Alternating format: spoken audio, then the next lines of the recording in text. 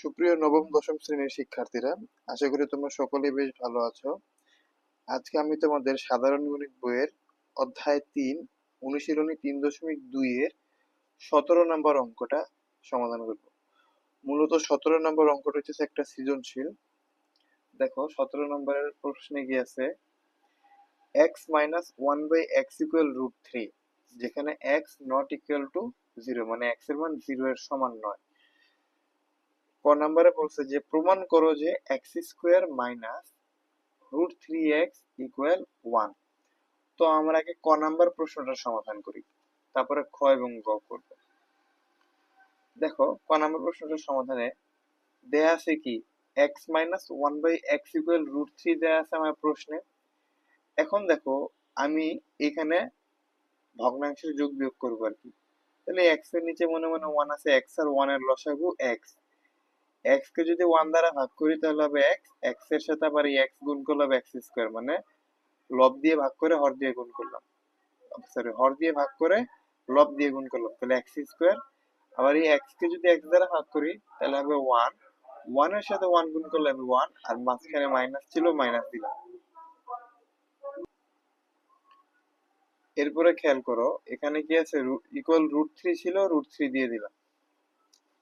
এখন দেখো এই যে নিচে এক্সটা এখানে কি ভাগ আকারে আছে, এটা এখানে গুণ আকারে আসলো, তাহলে x square minus one equal root three x.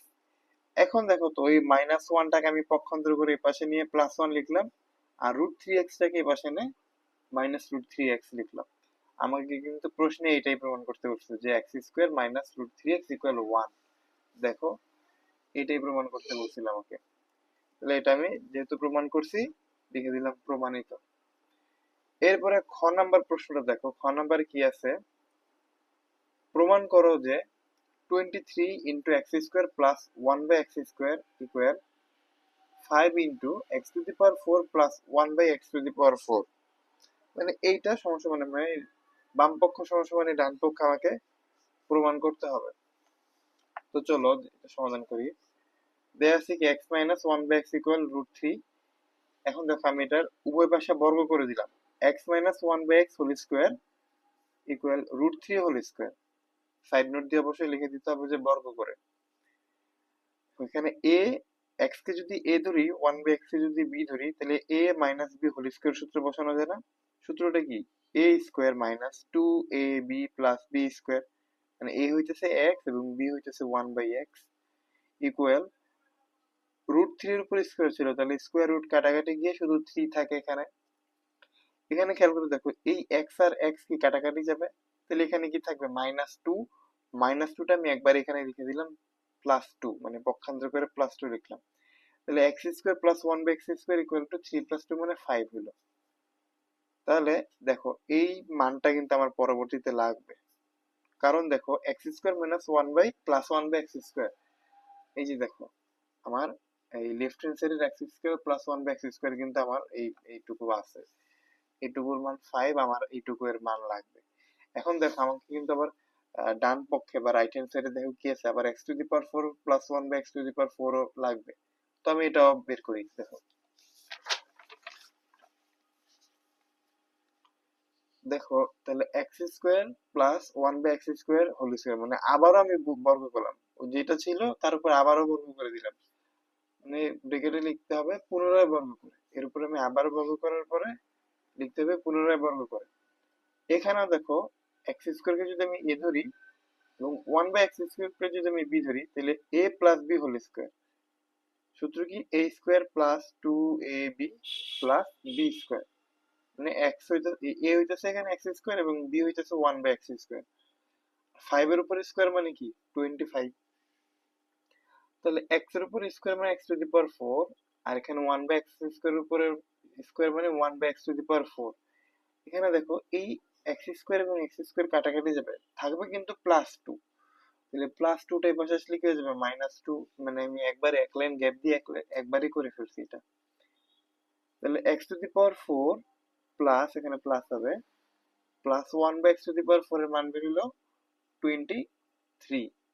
এখন লেফট হ্যান্ড সাইড দেখো, লেফট হ্যান্ড সাইডটা কিন্তু বাম পক্ষে আমার কি ছিল 23 into x square plus one by x square ছিল, তাহলে 23 ইন্টু এর মান কিন্তু 5। একটু আগে আমি এখানে বের করে রাখছি, দেখো এই যে দেখছো আমি বলছিলাম এই যে এই মানটা আমাদের লাগবে, এর মান বেরিয়েছিল 5। তাহলে 23 ইন্টু 5, 23 এর সাথে যদি আমি 5 গুণ করি তাহলে হবে 115। ও রাইট হ্যান্ড সাইড কি ছিল, 5 into x to the power 4 plus 1 by x to the power 4, তাহলে 5 এর 5। আর এখানে দেখো দেখো আমি কি বের করে রাখছিলাম, x to the power 4 plus 1 by x to the power 4 equal to 23। এখানে আছে 5 ইন্টু 23, তাহলে 5 ইন্টু 23 গুণ করলো 115 হবে। তাহলে আমার left hand side equal right hand side হয়ে গেল।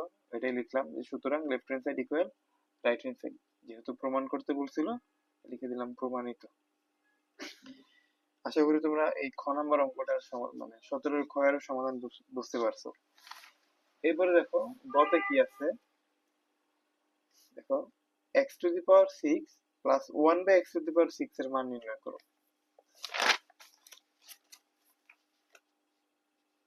তো দেখো খ হতে পাই, আমি গ নাম্বার সমাধান দিয়ে লিখলাম, খ হতে পাই x square plus 1 by x square equal 5। এটা আমরা আগের অঙ্কে সমাধান করছি। এখন আমার প্রদত্ত রাশিটা কি, x to the power 6 plus 1 by x to the power 6 ছিল। এখন এই এক্স টু দি পাওয়ার 6 কে আমি কি লিখতে পারি, এক্স স্কোয়ার হোল কিউব। আবার এটাকে লিখতে পারি x 1 by x square whole cube. তাহলে এক্স স্কোয়ার কে যদি আমি এ ধরি এবং 1 বাই এক্স স্কোয়ার কে যদি আমি বি ধরি, তাহলে এখানে কি হইতেছে বিষয়টা, এ কিউব প্লাস বি কিউব।